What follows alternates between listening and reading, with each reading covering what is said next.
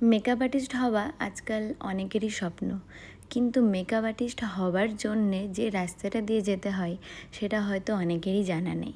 তো আমার এই আজকের ভিডিওতে আমি আমার দিক থেকে যেটা মনে হয় সেগুলি তোমাদের সাথে একটু আলোচনা করব।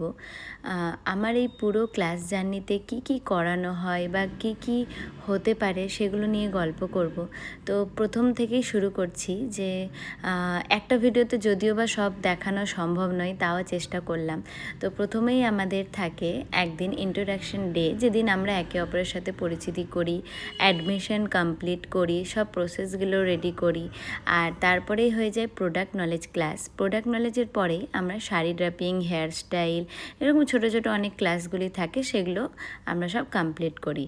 আচ্ছা, মেকআপ আর্টিস্ট হতে যে বললাম যে রাস্তা দিয়ে যেতে হয় কঠিন, সে কঠিন কেন বললাম? কারণ সব কিছুই যে ভালো হবে সেটা কখনোই না। হ্যাঁ, আমার অনেক স্টুডেন্ট আছো যারা হয়তো খুব আনন্দে ক্লাস করেছো, খুব খুশিতে, সবাই হয়তো করেছো, কিন্তু এটা হয় না, যখন কাজ করতে যাচ্ছ তখন গিয়ে অনেক কিছু সামনা হতে হয়।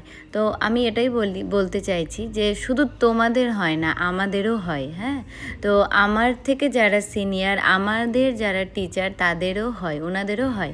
তো এটা নিয়ে ভয় পাওয়ার কোনো দরকার নেই। আর অনেক জায়গায় এমনও হতে পারে তোমাকে অনেক অপমান হতে পারে, অনেক জায়গায় এমন হতে পারে তোমার একটা আলাদাই রেসপেক্ট থাকবে, কিন্তু সব কিছুই তোমাকে সহ্য করে নিতে হবে, ঠিক আছে?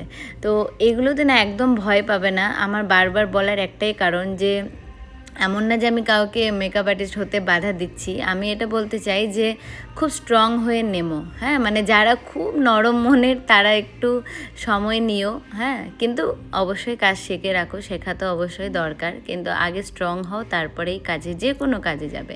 আচ্ছা, তো এই ছিল আমার ডেমো ক্লাসগুলি। তো ডেমো হয় 5টা ডেমো হয় আমার ব্রাইডাল মাস্টার ক্লাসে।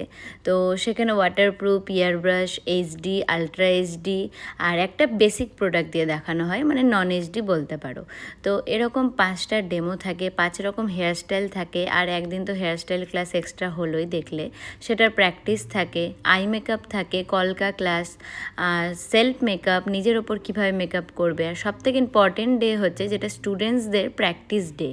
সেদিন আমি শুধু মুখে বলছি তা নয় যে ধরে ধরে শেখাই, তোমরা যারা শিখেছো তারা জানো যে প্রত্যেককে কি করে কালার ডিসাইড করব, কি করে আমরা ফেসের দাগগুলি ঢাকা শিখব, কি করে আমরা লম্বা ফেসকে মেকআপ করব, বা আমরা যে কোনো রাউন্ড ফেসকে কিভাবে কভার করব, সেগুলি আমাদের সবাই প্র্যাকটিস ক্লাসে শেখানো হয়। আর এই হলো আমার প্রোডাক্টস আমি কাউকে জোর করি না কেনার জন্য।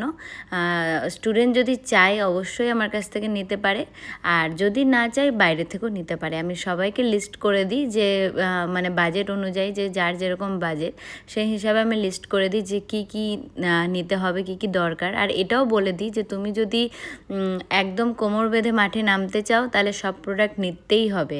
আর তুমি যদি ভাবো যে না আমি আস্তে আস্তে মেকআপ আর্টিস্ট হব বা আস্তে আস্তে প্র্যাকটিস করে নেব, তাহলে সেটা তোমার ব্যাপার। আর এই যে ইয়েলো ড্রেসটা দেখছো, এটা কিন্তু আমারই ড্রেস। তো যারা জানো না তাদের জন্য বলে রাখি, আমি ড্রেসও রেন্টে দিই। তো যাদের দরকার তারা অবশ্যই হোয়াটসঅ্যাপ করবে, ইনফ্যাক্ট কল করবে। অনেক সময় মেসেজ দেখা হয় না বলে অনেকেই ড্রেস নিতে পারো না, পরে বলো যে রিপ্লাই পাইনি, তো একটু কল করে নিবে। আর তার সাথে আমার যে স্টুডিওটা দেখছো সেটাও রেন্টে দেওয়া হয়, সেটারও আপডেট দেওয়া হয় না। তাই আজকে আমার এই ভিডিওটা একটু বড় হচ্ছে ঠিকই, কিন্তু আমার অনেক কিছু ডিটেলস শেয়ার করছি। আর এই যে সেদিন ওয়াটারপ্রুফ মেকআপ দেখেছিলাম ওদের, তো বারবার আমি ওয়াটার টেস্ট করে করে দেখাচ্ছিলাম যে শ্যুটের আগে, শ্যুটের পরে। আর এই দেখো আবার আমার স্টুডেন্টরা প্রোডাক্ট অর্ডার করেছে, তো আবার সেই চলে এসছে বড় বক্স। আর এখানে আমাকে এফ বিউটি থেকে আমার স্টুডেন্টদের জন্য গিফট পাঠিয়েছিল।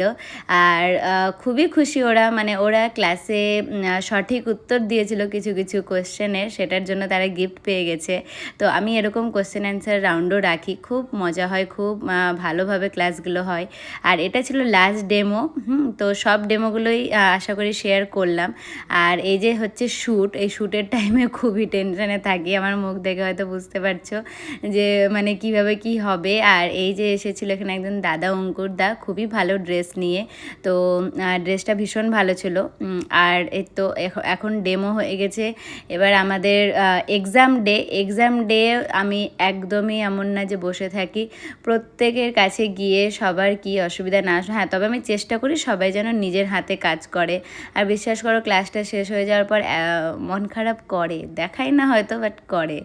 বলে রাখছি আজকে ভিডিওতে যারা দেখছো বুঝতে পারবে, মানে এই যে 1-1.5 মাস থেকে আসো তোমরা, একটা মায়া বসে যায়, সবাই ফ্যামিলির মতন হয়ে যাও। তো এক্সাম ডেতেও আমি শুধু কিন্তু সার্টিফিকেট দিয়ে ছাড়ি না, প্রত্যেকের সুবিধা অসুবিধা কি কি প্রবলেম হলো, ইনফ্যাক্ট আমি ক্লাস শেষ হয়ে যাওয়ার পর 7-10 দিন পর সার্টিফিকেট দিই, যেন তারা নিজের ভুলগুলো বুঝতে পারে, তারপরে এসে আমাকে শেয়ার করে। সাথে সাথে সার্টিফিকেট দিয়ে ছুটি দিই না। তো এই ছিল প্রায় 12 দিন পর মনে হয় আমি সার্টিফিকেট দিচ্ছিলাম। তো সবাই দেখো নিজের প্রবলেমগুলো বুঝতে পারছিল, কি কি ভুল হচ্ছে, ছবি দেখাচ্ছিল, অনেকে প্র্যাকটিস করেছিল। তো সেগুলি আমার খুবই ভালো লাগে। আর আমি চাই তোমরা প্রত্যেকে খুব ভালো সাকসেস হও, খুব বড় হও, আর যে কষ্টটা নিয়ে ক্লাস করেছো সেটা যেন মিটে যায়। আমিও অনেক কষ্ট করেই উঠেছি, সেই জন্য আমি তোমাদের কষ্টটা বুঝতে পারি, বুঝলে তো। তো যাই হোক, সবাই খুব ভালো থেকো, আর তোমাদের ভালোবাসাতে যেন আমি আরও অনেক এগিয়ে যাই। তো পজিটিভ নেগেটিভ তো থাকবেই, সব নিয়ে চলতে হবে, আবারও বলছি। আর এই কথাগুলো বলার একটাই কারণ, বারবার বলছি যে অনেকেই থাকো খুব উইক, খুব নরম মনের, তাদের জন্য। আর এই যে সার্টিফিকেট দিচ্ছি, প্রত্যেককে আমার স্টুডেন্ট খুব ভালো ছিল এই ব্যাচে। আর এই যে দেখো ইমোশনাল পার্ট শুরু হয়ে যায়, এবার কারো চোখে জল দেখলে কিন্তু দেখবেন নিজেরও চোখ দিয়ে জল পড়ে, এটা তো হয়। আর আমার স্টুডেন্টরা এত গিফট এনেছিল এই ব্যাচে, মানে আমি কি বলবো, আমি ভাবছিলাম যে ঠিক আছে সবাই মিলে কেক টেক কাটিং হয়, এটা মানা যায়, কিন্তু প্রত্যেকে আলাদা আলাদা গিফট, মানে ওই গিফটগুলো আমি তোমাদের সাথে শেয়ার করবো, প্রচুর রয়েছে। তো যাই হোক, আজকের ভিডিওটা এতটাই ছিল, অনেক কথা বললাম, সবাই ভালো থেকো।